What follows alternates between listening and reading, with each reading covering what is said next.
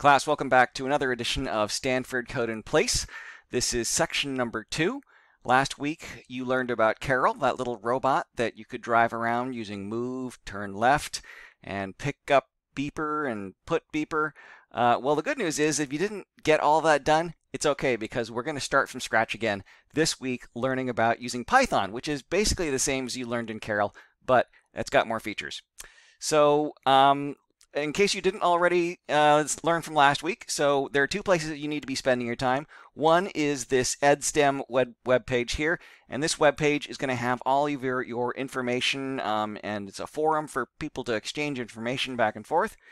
The Code in Place website is where you want to come every week, and you've got all the lessons here. So last week we had 1, 2, 3. This week we've got 4, 5, and 6. I've got it open to lesson 5 right now. This is a web page which you can access through this read-only link here, and this has just got the links to the important pages this week that I'm going to be using, and I've actually got these 4 tabs open from this page in order to be able to work through this lesson pretty quickly. So let's go to the first problem we want to work on, and this is one of the worked problems, which are highly underrated in this class. I think a lot of people just jump into the assignments, and it's really not the best thing to do. What you really want to do is do small problems and make progress and get a sense of accomplishment on each problem, and then have those build on top of each other until the point where you can get those assignments done. But speaking of what that final problem is, let's go take a quick look at that one. So these are the two problems that they want me to go over with you this week. One is this simple Mars weight conversion where you enter a weight in Earth and you have to put out the weight on Mars.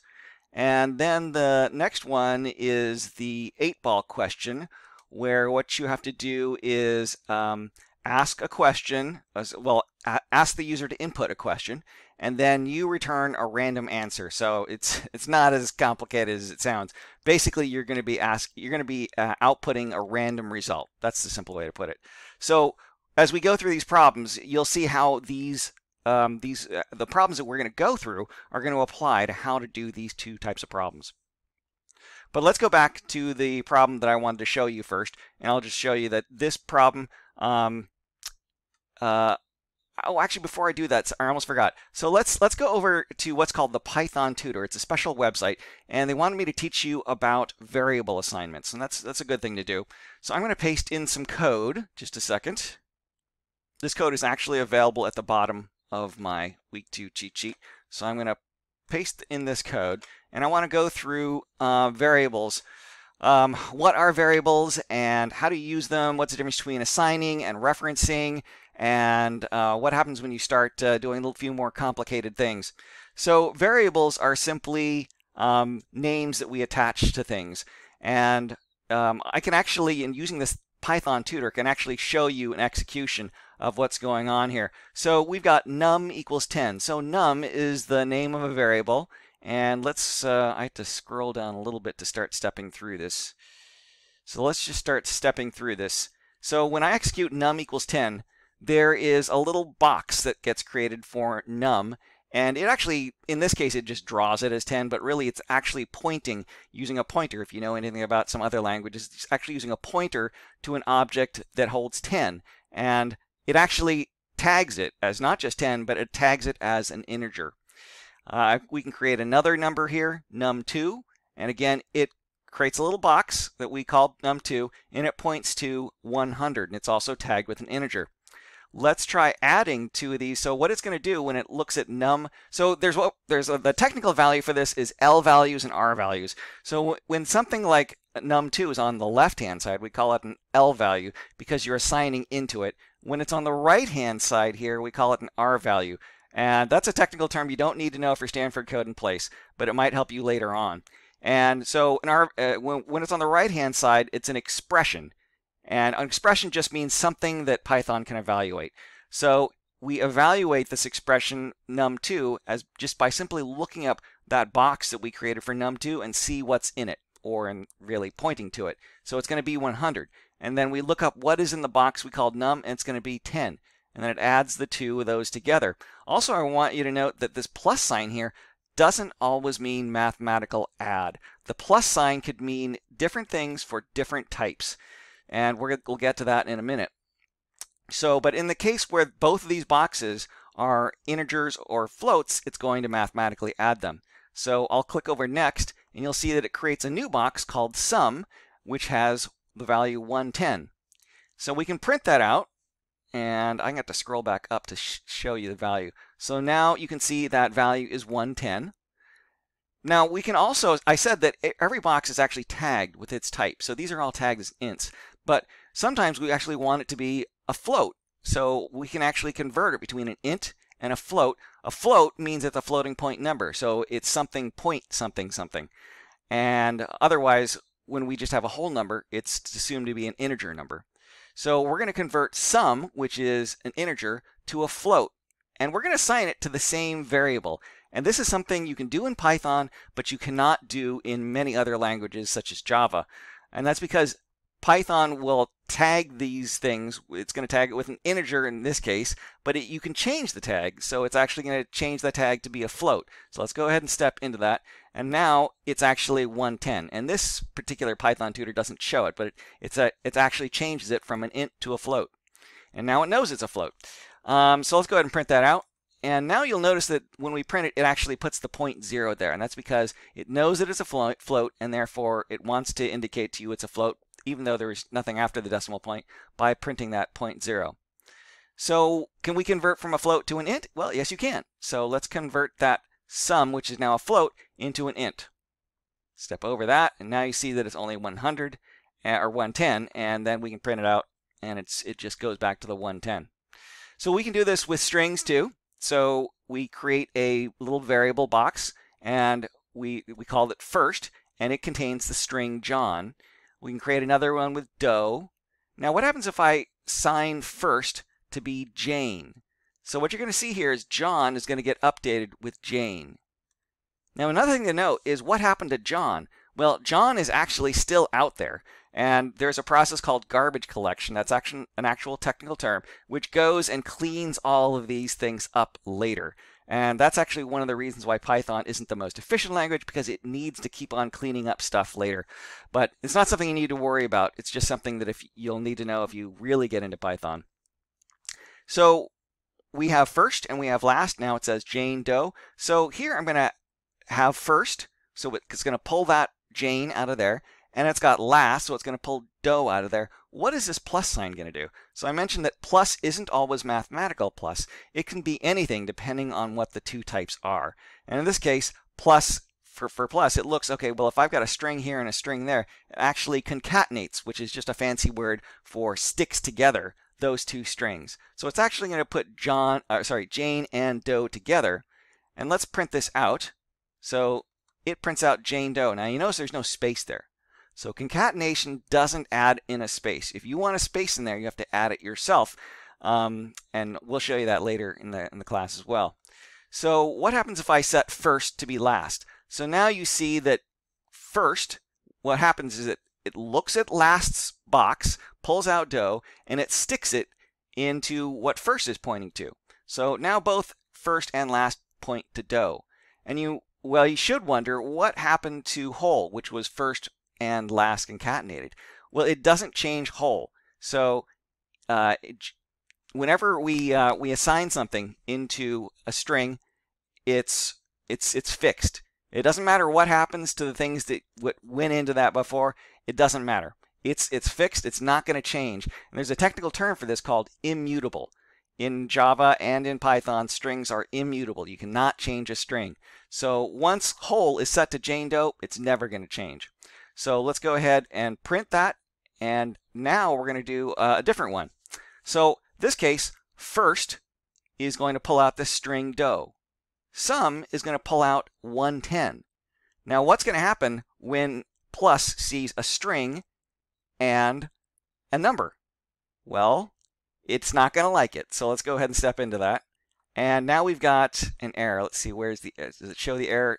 Right here. Type error. Must be str, not int. So it plus knows that it can deal with two strings, it can deal with two ints, but it can't deal with an int and a string. So let's go and fix this. So we've already shown you how to convert a float to an int and an int to a float. Well, we can convert a string, in this case, sorry, a number, in this case, to a string, because every number has a string version. So not every string has a number version. Okay, but it's always the case that we can do that. So we can actually put right in here, we can do stir of sum. And let's try, oh, it's interesting. I hadn't seen this before. You just fixed this error. That's pretty cool. Let's go and step through this. Quickly step down here. Okay, so I just stepped over the code that worked, and let's just close that. So now what it did is it took sum, which is 110, converted it to a string, and it concatenated it with dough. Again, no spaces. So now when we print this out, we get dough 110. So what did we learn here? So variables are these boxes, and they hold things. And those boxes are tagged with the type. And you can convert from one type to another by just putting the type there, and then putting whatever you want to convert. So you can convert ints, floats, strings. There are other types as well. We also learned about concatenation and how plus can be used for concatenation. Yeah, I think that's about all we need to know for that. So let's go back and jump into the code now. So here's a real classic, simple example of how you can kind of just convert numbers. So there's a common phrase, I thought there would be no math involved. So there's a tiny bit of math involved. I apologize for that. We're going to get that out of the way right up front. So the only math that is involved here is that converting between Fahrenheit, which is what we use in the US, and Celsius, which is used everywhere else in the world, is that you take Fahrenheit, you subtract 32, and then you multiply it by 5/9. So that's all the math that you need to know. So what we're gonna be doing is inputting a temperature, and then we're gonna be outputting in Fahrenheit, and we're gonna outputting the Celsius. So let's start by just writing a few pseudocode comments here. So first thing we're gonna have to do is input string for the Fahrenheit temp. And remember that input returns a string. It doesn't return a number. So once we do that, we have to convert the F string to in this case, we'll probably want an integer, right? I'll just say int because that's the abbreviation that Python uses. Then we've got a Fahrenheit number. Now we need to convert Fahrenheit to Celsius, right? Now we need to print out the Celsius. So those are the steps we're going to be going through. So as you recall from last week, hopefully, there's this thing called input, and input takes a string. So let's just copy the string that we want. Let's put the quotes in there. So it's going to input a string, and notice that I copied the space here. That's so that that space will appear in the output. And now it returns a string. So I'm going to call the input here. We'll call it the input str string. And this is actually somewhat of a convention that we used at Microsoft, where variable names, they not only you name them to say what they are, the input, but you also append the type. And there's this whole really hard to read form that we used to use at Microsoft called Hungarian. You can Google that if you want. I won't use real Hungarian, but it's true that at Microsoft we would always name our variables. It actually started out with an abbreviation for what the type was, a string, and then followed by what it was, an input. So a string input is going to be the result there. And let's just go ahead and run that, because it's always good to know that you got something that works here. So I'm going to run that, and I'm going to say 32, and it worked. So next we have to convert that Fahrenheit string to an integer. So what do we need for that? So think back to the problem that we just did in Python Tutor. Remember that you convert one type to another by simply putting int or stir and then putting what you want to convert in there. So what we need to do is convert a string to an int. So we're going to use int parenthesis. So we're going to do, first of all, let me get the right hand side of this, and then we'll create the left hand side. So something's equal to and what did we say? We want it to be an int. And what's going to be in here is the input stir. So the nice thing about this naming convention is that I knew that we needed a string inside here and that we're returning an int. So notice how we can see that this actually is a stir. And so it would be nice if whatever we put over here actually says that it's an int. So we're going to put output int. Great. Now, how do we convert that Fahrenheit to Celsius? Now we're talking about two numbers, and we're talking about an int to start. Well, we're assuming it's an int. We could have made it to be a float, but let's assume it's an int for now. But the output is always going to be a float because it's never going to work, almost never going to work out exactly. So we're going to do output, and then let's put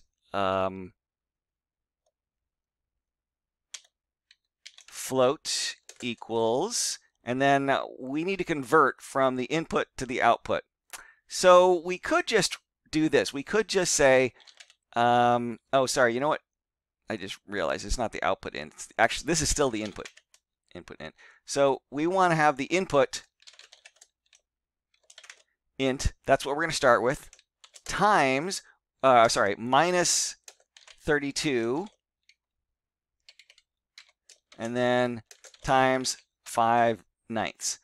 But let's actually do something different. In computer science, we often use what we call a constant. And that's because if we think the constant value may change, or we may want to use this code again somewhere and use a different constant, that's always nice. And by convention, we just put constants in all caps. So I'm going to put offset equals -32, and I'm going to put conversion, or let's call it factor. Factor equals 5 divided by 9. So now what I could do is subtract the offset. Actually, this may not make too much sense, but I'm going to add the offset. That allows that offset to be positive or negative, and that's indicated up here. And then I'm going to multiply it by the factor. Okay, now print out the Celsius version. Okay, so now we're going to do a print, and we're going to put, let's close that first, and then put the quotes. I'm going to grab this format here. Let's just grab this. The rest of it gets a little bit chaotic. Okay, so temperature. And for some reason, they didn't put a space here. And then remember we talked about in the Python tutor that you can concatenate strings with plus. So let's start by doing that. Plus, now we need the, oh, you know what? I realized that the input there is actually, they want it to be a float. Okay, all right, fine. So let's change this from int to be float.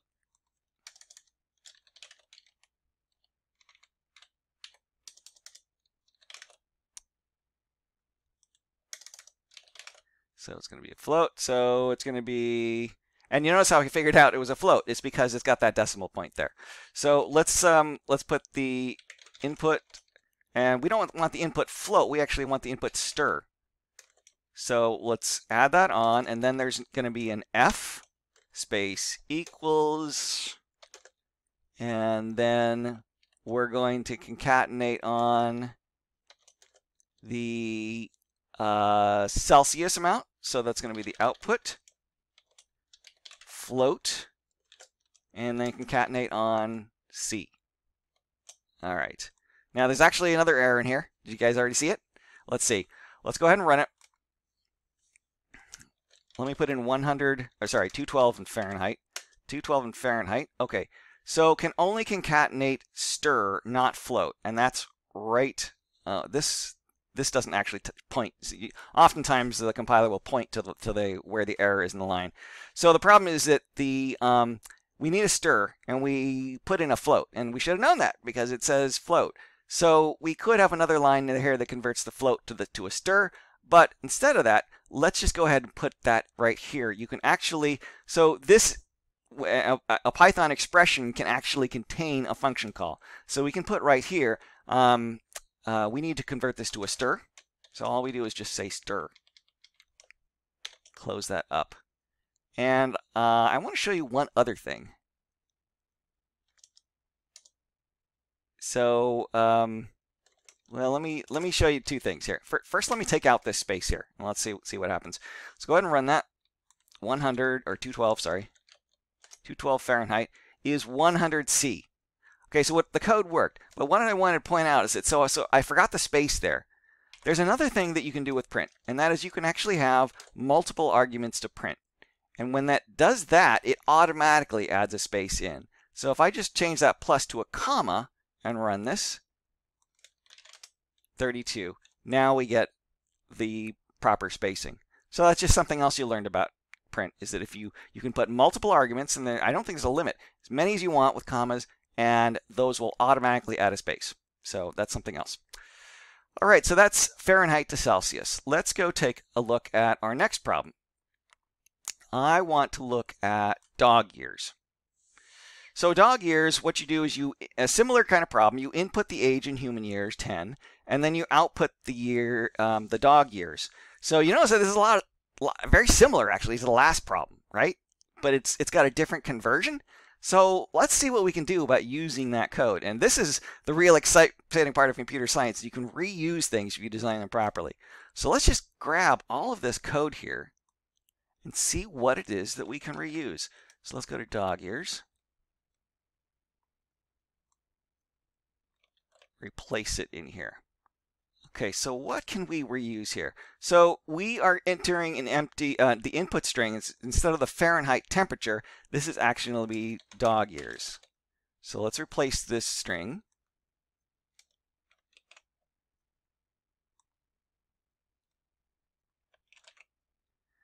And then we're converting, instead of float to the dog years, to a, I forgot to change that comment, but let's convert it to a float.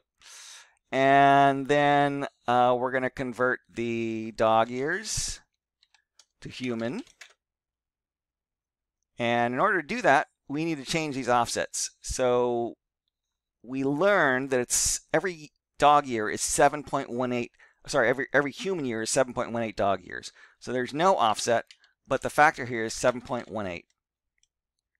And then finally, we need to print out the, oh, actually, you know what? I got this back. It's human, not dog years. It's human. Human years. Okay, and then convert human to dog.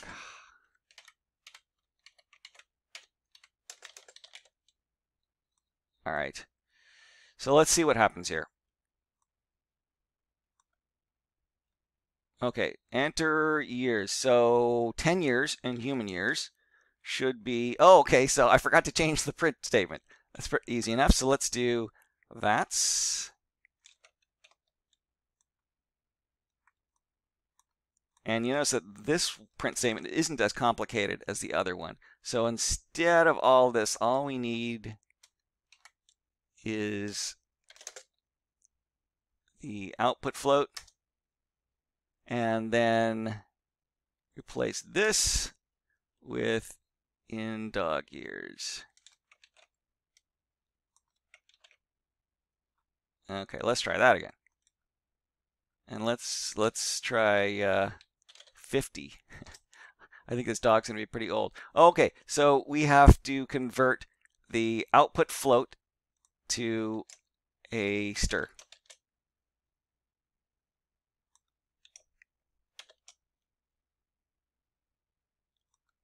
Run that. 359 years. 359. Yeah, that's going to be a pretty old dog. So what did we learn here? So we learned that you can use the same code over if you generalize the code. That's a very important learning thing. Other than that, it's the exact same problem as the other one. So it's good to know that we can reuse some code. All right, so we're going to take a look at a different problem now. So I couldn't find a works problem that was like the one that I like to use in my classes in the real world. So I went ahead and created the problem here. It's a real classic problem where you sum the numbers that are entered until the user doesn't give you a number. So here's a run here where it says enter a number. You type in 1, 2, 3, 4, and then finally you just hit enter. And when that happens, it gives you the sum. So I'm going to approach this in two different phases.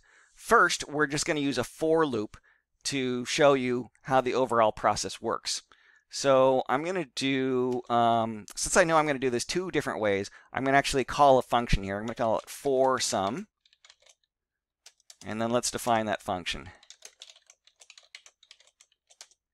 So what this is going to do is first, it's going to have to input a number.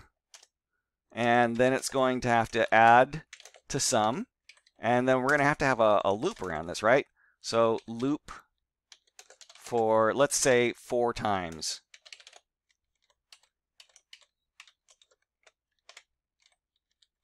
And then at the end of that loop, we want to print the sum.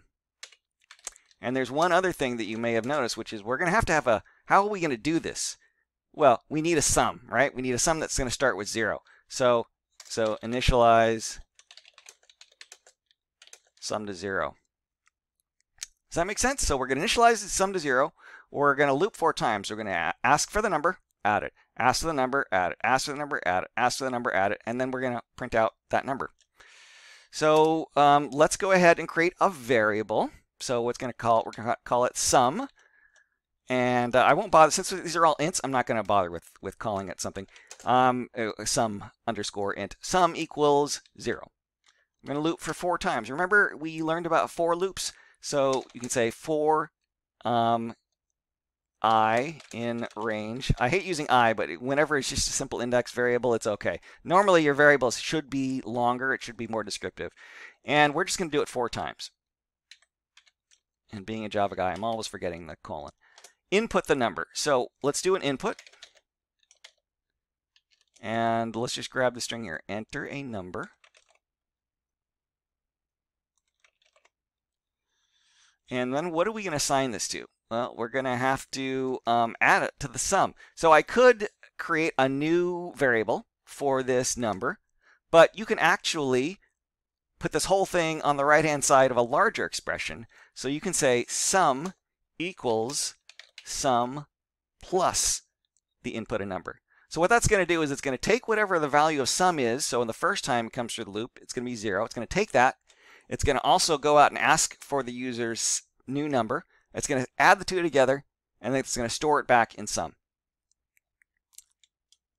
So by doing that, we actually saved this step here, adding to sum. And then finally, we're going to print the sum. So print sum. Okay, let's see if this works. So now in the collaborative environment, what I need to do is fire up the terminal. And you need to know a little bit of Unix here. I know that this file is actually in /home. That's your home directory. So you can actually do Python. That's the command to execute the file. /home/ and I'm going to just start typing SEC and then tab. Tab will auto-complete the file name if there's only one. Hit enter. It's going to actually run it. So enter a number, 1. Okay. Unsupported operand for type plus, int and stir. So where did that happen? Oh, right, because it's an input. So we could create and I said we could have created a variable to store it, and that may well have helped me realize that there was going to be this problem. But we didn't. But we can fix it. We can fix it in line. So we can just convert this to an int. Okay, so let's, and you can just use up arrow in the shell to run. Enter a number, 1, 2, 3, 4, 10. Okay, so that code worked. So that's how we do it with a simple for loop. We know how many times it's going to be done. Now I want you to notice something here. Actually, not yet. Let's go into the while loop first. So now I said we're going to do, instead of for sum, we're going to do a different way. We're going to do the while sum. So why do we need to use a while to solve this problem instead of a for? Well, it worked fine for 4 numbers, but what if you wanted to do 3 numbers? What if you want to do 10 numbers? What if you want to do 100 numbers? That is when you need a while loop because you don't know. We call this an indefinite situation. So in an indefinite loop, you need to use a while. So we're going to create a while sum. And we can go ahead and copy what we did for the for loop. Some of this is going to be the same. And again, I told you, it's great whenever you can reuse code. We know that some of the same things need to happen here. We know that we have to initialize a sum to 0. We know that we have to print the sum at the end. And we know that we have to ask for a number and add it to the sum, right? So these are all good things to have. What's different is this loop. So instead, we need to have a while loop. While what? Let's think about this. Let me just ... that. While we want to ask for a number and add it, right? That's what we're going to do. But we need to think about what's the while condition here. Well, what determines the thing ending? It's when the user hits enter without typing a number. So how can we figure that out? Problem is that the way the code's written right now, you can't, right? Because, well, we haven't asked yet. So that should give you a hint that we need to solve this a slightly different way. And what I want you to notice is actually up here. So let's count the number of things that are going to be done. So it's going to ask for a number, it's going to ask for a number, it's going to ask for a number, it's going to ask for a number, it's going to ask for a number. So that's 5 times it's going to ask for a number. Now it's not shown here, but let's think about how many times it has to sum. Okay, well, it's going to start with the 1. And we're going to have to add that to the sum. 2, we're going to have to add that to the sum. 3, we're going to have to add that to the sum. 4, we're going to add that to the sum, but not the 5th time. So we've got 5 asks, prompts, and we've got 4 sums. What does this look like? Let me bring up a drawing for you. So I want you to think back to last week. We learned about this thing called the fence post loop. And that is where we have a post, a post, a post, a post, and this time I'm going to draw 5 posts, and each was connected by a wire between the posts. But you notice that there's one less piece of wire than there are posts. And there are a couple of ways to solve this, but the way that I recommend solving it is what my Java book calls the loop and a half, and that's not a term that very many people use, so don't bother trying to look it up. But what they say is that first thing you need to do is you need to plant that first post. They call that the half loop. And then you're going to do the whole loop in reverse. So instead of doing a post and a wire, you do the wire and the post, wire and the post, wire and the post, wire and the post. Now, you may have figured from quizmanship that this situation applies to this same situation. This post is the same as asking for the number. What's the number? 1. What's the number? 2. What's the number? 3. What's the number? 4. What's the number? We don't add anything. So this here is the ask. This here is the sum. So what we're going to do is we're going to do an ask, and then in the loop, we're going to do the sum, ask. Sum and ask. This is a loop. Okay? Just like when you solve the fence post problem, you do the post, and then you do the wire post, wire post, wire post, wire post. So let's try solving it that way.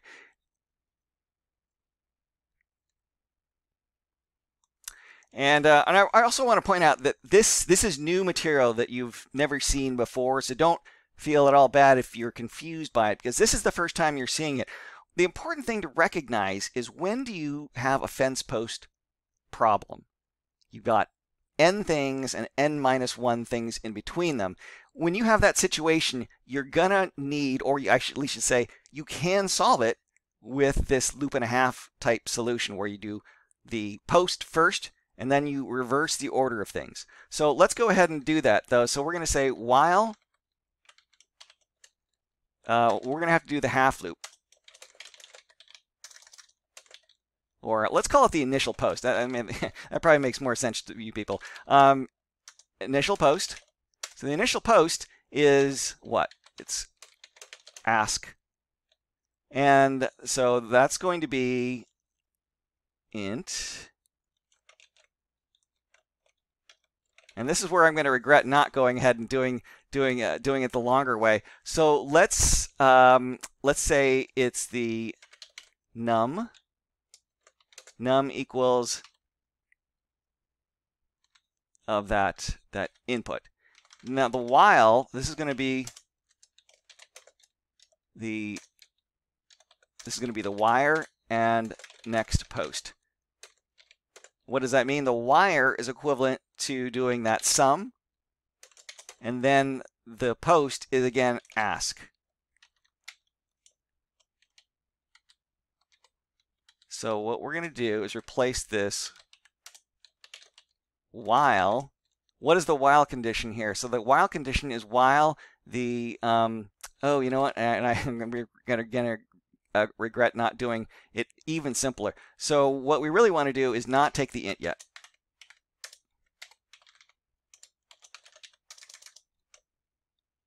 I'll call this input stir, just like we did in the last problem. So while that input stir doesn't equal quote quote, which means nothing. And now this is, again, something you haven't seen before. So there's a couple things that we're doing here. One is you can check if a string is empty or not by using quote quote. And we've initialized this input string here to whatever the user inputs. So what happens if the user hits return the very first time? Well, this loop is never going to execute either. But assuming he does input something, then that string is now valid.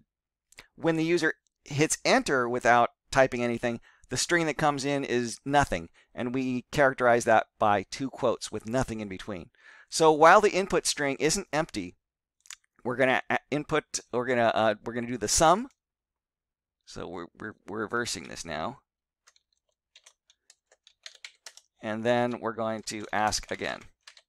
So the sum is going to be sum plus equals sum plus, and then we're going to take the int of the input stir. And then we're going to ask again. So we're going to do input string equals, okay, input string equals enter a number, and then print the string. Now again, this is the first time you've ever seen this, so don't be surprised that you're confused. The thing that I want you to get out of this is, number one, recognize where is a fence post loop problem. Number two, recognize how do you solve a fence post problem. You do it by planting that first post and then doing the wire post instead of the post wire. And what you've learned here is that you can do this in a while loop with a string by checking for null string. Okay, so these are all new things. Don't be too surprised that you are confused by it. It's the first time you're seeing these things. And to be honest, this is fairly sophisticated stuff. In my real world classes, when do I get to this? I think this is like week 4. Okay, so we're really moving quickly through things here. So let's try running this. Let's activate the terminal, and let's try doing the Python of this. You know what? I think I'm going to have to reset. Okay, so we are doing Python of /home/ and then s tab. Okay, invalid syntax. Why? Oh, see, Java guy again. Right there. Let's redo it now. And wait, what happened there? Didn't I just add that? Let's try it. Oh, and then, I added it to the wrong place. Okay. One more time, this time with feeling. Okay, enter a number. 1, 2, 3, 4, and then hit enter. And then it gives us the correct output. So this is an important piece that you're going to need in order to do the 8-ball. So several pieces of this you're going to need to do the 8-ball. Okay, so now let's go to the actual problems they want us to work on in section. So this is Mars weight, and what we do is input a weight on Earth and then output the equivalent weight on Mars. You should already recognize this is basically what we've already done, right? The only thing we have to do is copy the code and then replace the offset and conversion. So let's go do that. Let's go back to our old code here, dog ears. Let's copy this and let's place it in here. And then let's figure out what we need to do. So the offset is going to be 0. What we were told here is it's 37.8%. So the factor here is 0.378. And just for commenting, this is the conversion from Earth weight to Mars, because Mars has a lower gravity. So now we're going to input the string, and let me just generalize this here. Okay, so let's just say, the general form of this was input the string, convert the string to float, convert value, and then print the result. Okay, so this is still converting that string to a float. We fixed the offset and factor, and now we're going to print out the results. So we got to change these strings here. I got to change both these strings. Another thing we could have done is we could have had constants for each of the strings. That way it would be, I wouldn't have to hunt through this program for all the things. You know how I screwed up a couple times? I didn't get all the strings. If all the strings were up here, it would have made it very easy, right? The input string and the output string. It's a little bit tough because the output string is it's formatted differently, so you can't really use a constant for the output. But the input, certainly, the input string, we could have done with a constant. And then the result, the equivalent weight on Mars. And all we have to do is take the stir of the output weight. Good. I wonder if that'll work. Let's go ahead and try it. What's the weight on Mars? 120. 45.36. Yes, it works. Okay. Wasn't that simple after we've done the worked problems? So remember, the worked problems are really the key. If you can do all the worked problems, obviously there's a lot more worked problems than there are in the assignment. So you may think, oh gosh, why would I do that? Well, it's because the worked problems give you the incremental success that you need in order to do the assigned problems. All right, let's go to the next one, 8-ball. As you might imagine, we've already done a lot of the 8-ball too. So again, they're going through a lot of stuff here. Hold on, there's one last thing that we didn't cover yet. All right, so the thing I didn't cover was random, the random function. So there's a random function, and first of all, you have to import random because random is not built into Python, the language per se, but there are libraries written, tons of libraries written for Python. All you have to do is type import and the name of the library, and assuming your paths are set up correctly, it will drag it in. So once we've done that, we can now actually use the random function. So I'm gonna let's create a variable. Let's call it the results equals, and we use random. So when you import something like this, that name that you're importing from, random, that's what you have to start with. Then you say dot, and then there's a function which is confusingly the same name, random, without any arguments. What this will do is return us a number from 0 up to 1, but not including 1. So it's a floating point number. So let's just do that and then print it. So let's just run this a couple of times and see what we get. So 0.14, 0.36, 0.39, 0.27. So you can see how this works.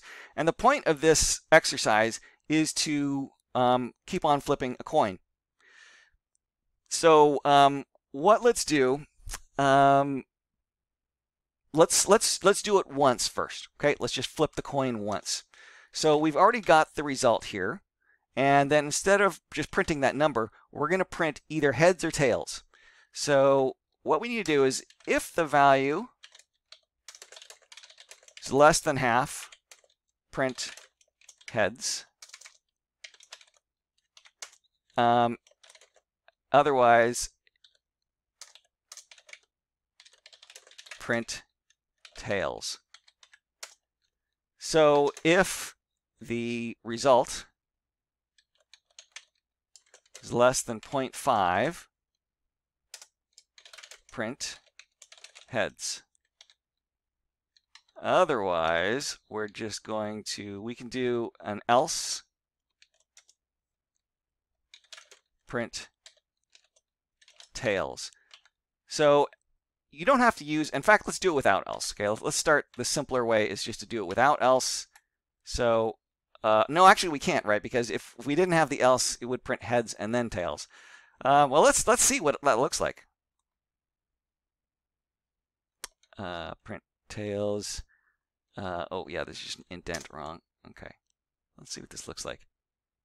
Okay, so if it's tails, it just goes by itself.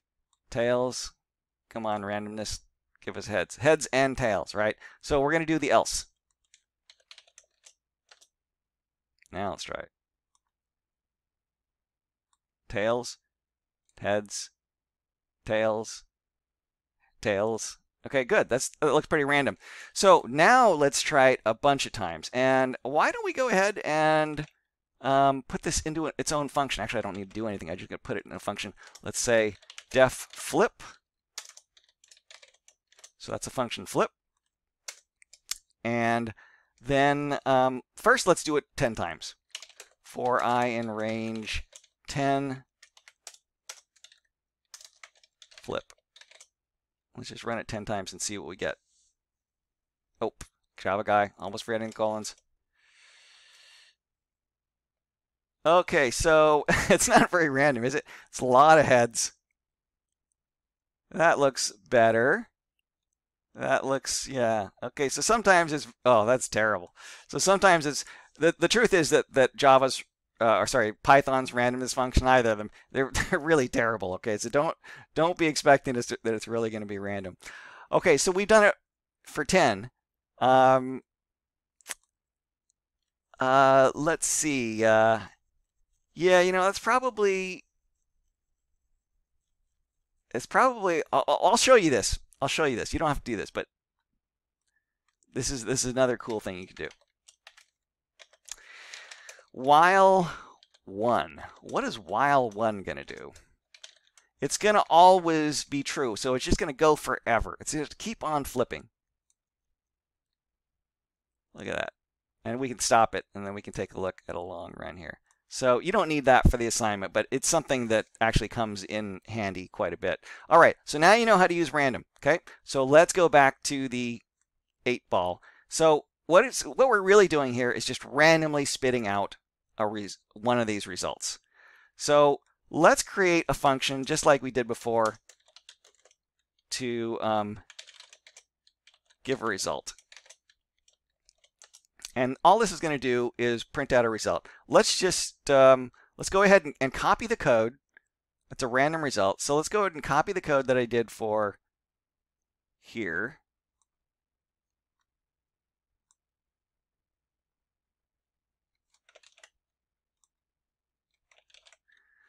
Okay, so the result, now, in this case, we aren't going to do value less than 5. Okay. So there, I want to tell you there's actually a couple different ways of using random numbers. I personally like learning one way, and then you just always deal with it. But I will say there's another way to do this. So we could use this random returns between 0 and 1, and then check for which range it's in. It's a little bit trickier. The other thing we could do is we could multiply it. This is what you often do, is you take that value from 0 to 1, and then you multiply it. Let's say we want 5 different options. You just multiply it by 5. What you'll end up with is, because 0 is included, 0 is an option, and you get 1, 2, 3, and 4. So you get 0 to 4 as your options. But there's another form of random. So in that random that we're importing, there's another function there. And that one is called random.randint. And you can give it a lower and an upper bound. So in that case, you could just give it 1 and 5. So now it's going to give you results between 1 and 5. Actually, for starts, let's just do 2, okay? So we're still going to check for a value, but now it's just going to be if it's 1, if it's 2. So if the result is equal So we have to use two equal signs to check if something is the same. Okay, if you have one equal sign, it means a sign. If you have two equal signs, it means it's checking to see whether it's the same. So if it's 1, let's grab an affirmative. As I see it, yes.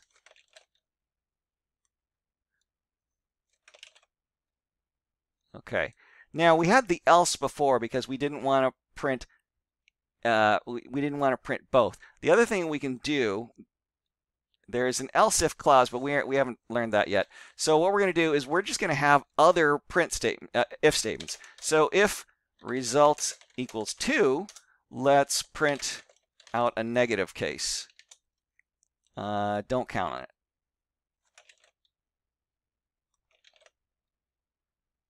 Okay, so random is going to generate between 1 and 2, and then depending on which it is, and see Java guy, always forgetting the colons, then you are going to print out 1 or 2. Let's go ahead and do a third one, just because otherwise, if we don't do a third one, then it's not going to look so. Here, this is an indefinite answer. So let's do it.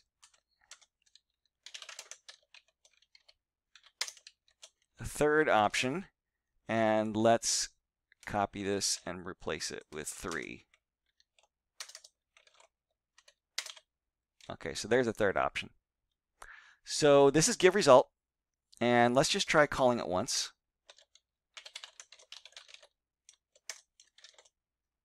And run that. Okay, indentation, folks. If result equals, oh yeah, it's just we're off by one little space. That's the kind of problem you won't see in Java. Okay, random is not defined. Oh, we have to import random.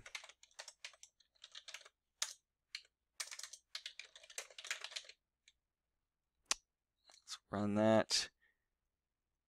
Okay, so this one says, as I said, that's a yes. That's not sure. That's a yes. Hopefully we get to a no. Don't count it. There he is. So that's how we can run it once. Now, how do we have it keep on asking until they don't, you'll see here, until they don't give a response. Let's see, where is it? Yeah, so, oh, it doesn't actually show, what that is, but that basically what we wanted to do is when there's no response, we want it to end. We don't want it to go forever. But we could do that. You know, I just showed you. You do a while 1 give result. Let's just run that. It's just gonna, always forgetting the colon. It's just gonna give us a whole bunch of different answers. Okay, and the other thing is I didn't actually ask a question. It's kind of irrelevant because we don't actually look what the question is. So let me think. Where do we want to put the question? Do we want to put the question outside or do we want to put the question inside? So really, we could put it either place and it would work. We could put the question in main or we could put it in give results. But thinking that what we are going to eventually do is determine when they hit enter, that tells us that we actually need to put the question out here. So let's go ahead and put the question in here. Print. We need actually the input. Input. Ask is there no question. And then let's assign it to results. And then while result doesn't equal to, oh, you know, I was going to show you just looping forever, but now I'm already into it. So let's just go ahead and say it. So while the result it doesn't equal to quote quote. So this is the same thing that we just did a little bit ago. So while the result isn't, so now we want to give the result, and I think that's it. Yeah, so we actually need to, after we give the result, so what this would do is it would just keep on spitting out those same results, but we actually need to ask again. In fact, let's go ahead and show you that, and then we can see what the problem is, right? So I'm just going to type in something So it just goes on forever. That's because it never got back to asking us the question again. So this is like setting that first post, and this is like putting the wire, and this is like putting the second post. So it's going to be post and then wire post, wire post, wire post, wire post. So now let's try running it. Ask us, and when I don't give it a question, program ends. All right, well, I managed to get us done with 55 minutes. Let's quickly review. So what did we learn here? Well, we started by going into Python Tutor, and we talked about variables and expressions. So what are variables? So they're just boxes that we have names associated with them. We put things in them. Those things are tagged with what their type is. You can convert between types just by giving the name of that type and putting it in there. And by the way, if you put the wrong type in there, you're trying to convert a string to an int and it doesn't have the right thing, then it's going to complain. We showed you how when variables are on the right-hand side of an expression, it looks up the value. When a variable is on the left-hand side of an expression, it assigns the value into it. We talked about how strings, you can do concatenation, and strings are immutable. Then we went to look at a couple of different problems. We looked at Fahrenheit to Celsius, a simple conversion. We showed you how you can use those constants so that you can use the same code in something like dog years. And then we also did the weighted coin to show you how to use random. And there are a couple different forms of random. This one is gives you a result between 0 and up to, but not including 1. And then when we came back here, we did the Mars weight, which is basically the same problem as the first two that we did. You just have to change the offset and factor and print statements. And then the 8-ball, which uses a slightly different form of random. And then it's got that same fence post solution where you ask a question and then you switch the order. You do something with the question, then you ask it again. So hopefully that's something you'll start to recognize many times in learning scenarios. This is the kind of thing that you'll see. So I hope you enjoyed that, and look forward to seeing your submissions on week 2, and we'll see you next week for week 3.